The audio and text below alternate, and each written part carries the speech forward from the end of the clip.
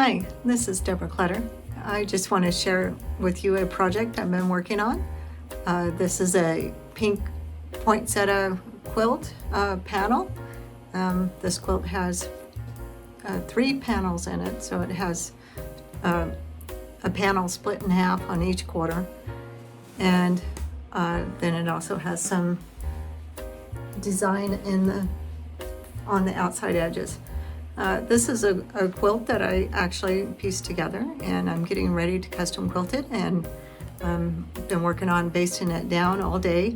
I actually basted it once, and then I decided I was going to custom quilt it, and I tore it all out and put some wool batting in it, and I digitized some long arm design.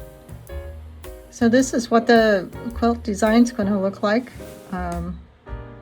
I have all the inside patterns that I digitized, and then all the ones for the flying keys. So the inside patterns are going to be duplicated in the outside corners. As you can see, I kind of have some started over here. I didn't do all of them. And then that's the pattern for the outside border. It'll probably be a couple of videos. This is the first one. I'm almost done stitching in the ditch and making sure it's all secure before I start custom quilting on it. I hope you enjoy this video. Thank you. I have all this extra batting hanging, and I kind of want to get rid of some of it. And the best tool for that is these electric scissors, and they are kind of hard to find. And it's made by Black & Decker. I use it to cut all my batting, and I also use it to trim the quilt off of the frame, which I'll show you in a different video, but I'll show you real quickly how these work.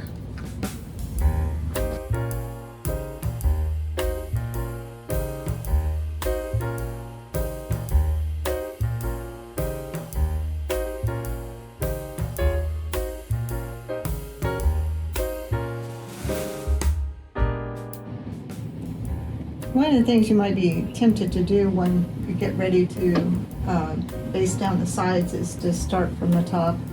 And by the way, I normally do that, but in this case I have kind of stretched these borders a little bit because of removing it a couple of times. So I'm going to baste it from the bottom up because I don't want my sides of my quilt to become looking like a upside down frown.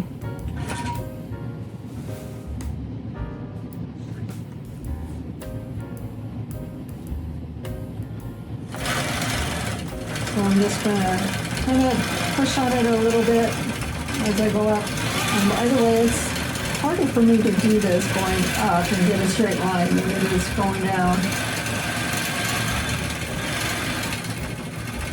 And just pulling on the fabric a little bit so that it doesn't bunch up. And that's it. Now, if I would have done it the other way, it would have stretched it out. I can already tell just by the little bit of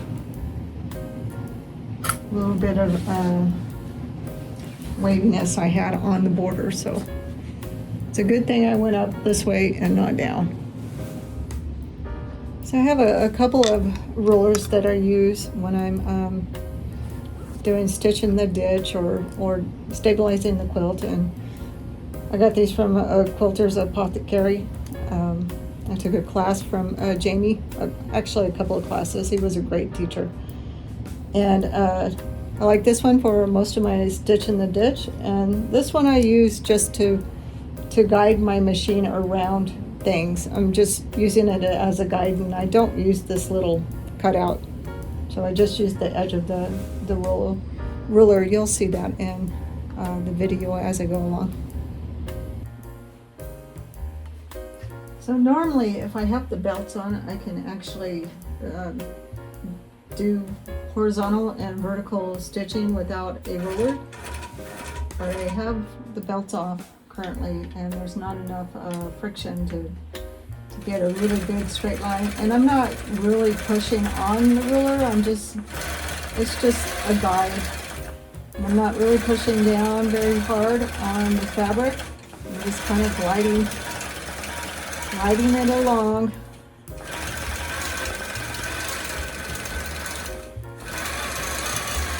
And then I'm going to stitch until I can't stitch anymore, and then I'm going to tie off.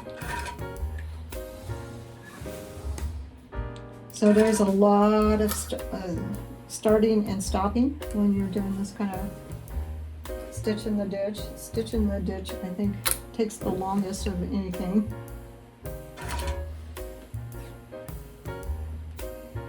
I had one of my friends at work one time give me a quilt, and I asked her what she wanted to put on it, and she said, oh, just, oops, I didn't cut that. Just do some stitch in the ditch. And I kept on thinking, well, you know, that's kind of like the hardest thing to do. But, you know, she didn't know. So I ended up doing something else, of course. But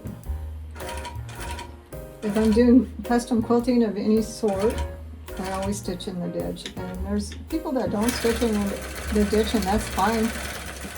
I think it's a personal preference. But I think that my quilts don't look complete unless I have the stitching in the ditch done.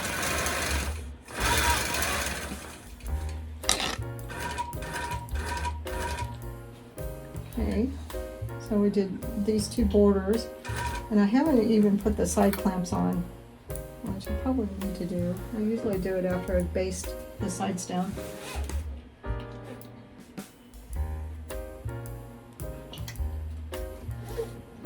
And I normally just use 2 of them. Sometimes I use the third one, but I thought I needed it, and I really don't.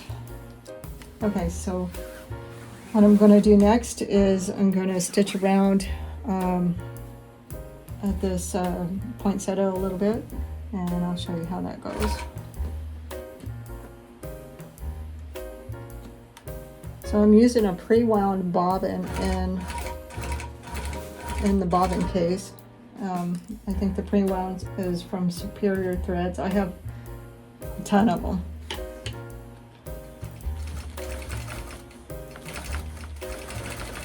So, like I said, I'm just using the edge of the ruler to help me guide around the poinsettia.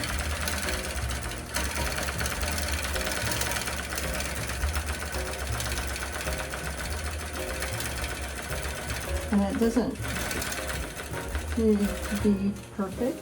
Whoops. Maybe a little bit more perfect than that little jog. So I'm not real sure how my patterns are going to line up that I digitized, so I don't really want to quilt around each leaf, because I digitized it off of a photo, and the photos can be a little wonky when you're trying to digitize off of a photo, so we'll see how they line up.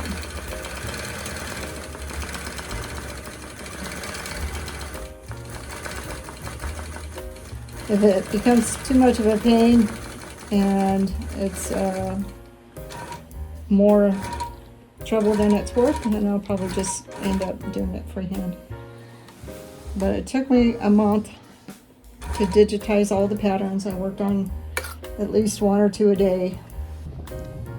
I'm at the very bottom of the quilt, and I pinned where the border is so I can get it nice and straight. And as you can see, my bottom looks pretty good. It's not all looking like a frown. And I just got a little bit left to go this morning. So this is the 3rd day I've been working on this. I just gotta finish the rest of the stitch in the ditch, and then I can start the custom quilting. Well, I'm done basting my quilt, and it probably took me about 6 hours over 3 days. I worked on it a couple hours each day. Every time we have to go to town, it always takes all day, so I didn't have all day to work on it. Some of the reasons you would baste down your quilt like this before you start custom quilting is it's much easier to roll it back and forth, so you can go from the top border to the bottom border and do that all in one color at the same time. You can do, you know, whatever stitching is going to match all the green at the same time, and then move it back and do all the pink if you want. If you stitch the inside, stitch it down good enough, then you don't have to worry about it bunching. Now, I plan on doing some intense quilting on this, so for me, this works really well. There's some people that can get away with just kind of starting from the top and doing their quilting and maybe stitching the ditch as they go along. And by the way, I've done that too. But for this particular quilt, it would be a little difficult for me. So the reason I basted it all down is because I'm going to have the freedom of, you know, moving it back and forth when I need to, and I know it's absolutely straight. I know it's square, it doesn't have any frowning. It's going to work out a lot better for me. But there's different ways of doing it. People can baste their quilts in different manner. This is just the way I did mine. It doesn't mean that it's right or wrong. As you notice, there's also a panel on the back of this quilt. I had bought 4 panels, and I got them on sale at the local quilt store, and so I put the last panel on the back.